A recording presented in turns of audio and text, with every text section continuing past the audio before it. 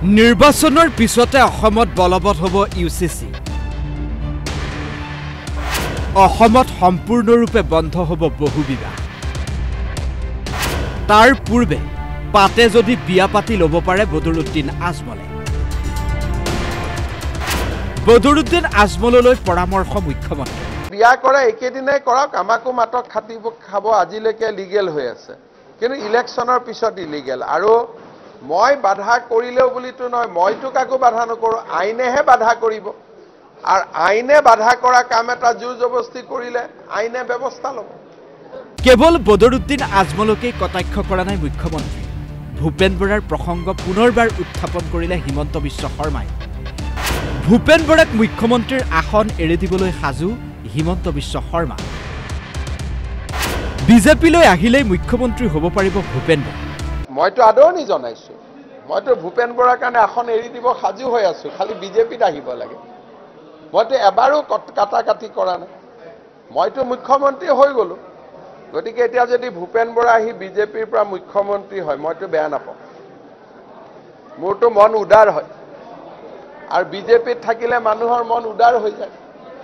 গতিকে সেইকাৰণে মই কৈছোঁ যে বিজেপিৰ পৰা হোৱাততো কোনো আপত্তি নাই।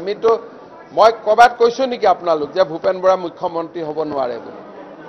ইমানটো জৰুৰ কম যে কংগ্ৰেছৰ পৰা হ'ব নোৱাৰে, বিজেপিৰ পৰা হ'ব পাৰে।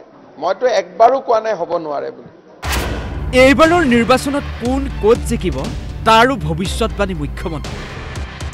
কৰিমগঞ্জ, নগাঁও এই দুখন চিটত আমাৰ UDFৰ সৈতে প্ৰতিদ্বন্দ্বিতা আছে, তিনিকোণীয়া প্ৰতিদ্বন্দ্বিতা হ'ব।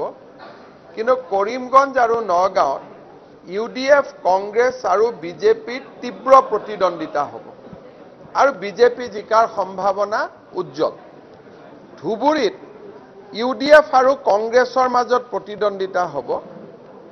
আজি আমি তৃতীয় পৰ্যায়ত আছোঁ, কিন্তু লাহে লাহে আমি যেতিয়া সোমাই পৰিম হয়তো ভাল হোৱাৰ সম্ভাৱনা থাকিব। কিন্তু এই মুহূৰ্তত যিটো UDFৰ ফালৰ পৰা কোৱা হৈছে যে 3খন আসনত তেওঁলোক প্ৰতিদ্বন্দ্বিতাত থাকিব, 3খনৰ 2খনত আমাৰ সৈতে প্ৰতিদ্বন্দ্বিতা হ'ব, এখনত তেওঁলোকৰ কংগ্ৰেছৰ সৈতে প্ৰতিদ্বন্দ্বিতা হ'ব। বাকী 11খনত বিজেপিৰ কাৰো সৈতে প্ৰতিদ্বন্দ্বিতা নাই। আমি ক্লিয়াৰ আৰু স্পষ্টভাৱে আমি জিকি যাম। যোৰহাট লোকসভা সমষ্টিত নতুনকৈ অন্তৰ্ভুক্ত হোৱা মাজুলীৰ প্ৰসংগও টানি আনিলে মুখ্যমন্ত্ৰী। মাজুলীত নিৰ্বাচনী প্ৰচাৰ চলাবলৈ যাব মুখ্যমন্ত্ৰী হিমন্ত বিশ্ব শৰ্মা। মুখ্যমন্ত্ৰীৰ মতে মাজুলীত দলঙৰ প্ৰতিশ্ৰুতি দিওঁতে 50,000 ভোটত বিজেপি জিকিছিল। এইবাৰ দলঙৰ খুটা হৈ গ'ল, সেইকাৰণে 60,000 ভোট বেছি পাব বিজেপি। 60,000 লিড ল'ম। আৰু মাজুলীত 1 তাৰিখে আপোনালোকে দেখিব মানুহৰ বহুত মৰম। আৰু বিজেপিয়ে যি কৈছে সেইটোকে মাজুলীক লৈ কৰিছে। প্ৰথম জিলা কৰিলে বিজেপি চৰকাৰে, সোণোৱাল ডাঙৰীয়া মুখ্যমন্ত্ৰী থাকোঁতে। মাজুলীৰ ৰাস্তা ঘাট কোনে বনালে? আমি বনালোঁ।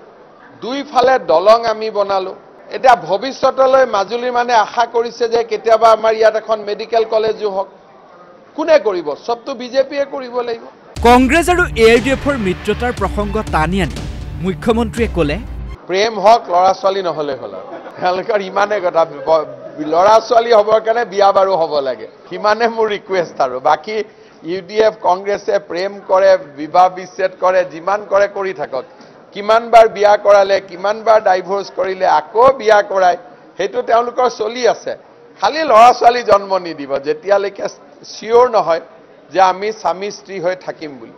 Bureau' report DY365।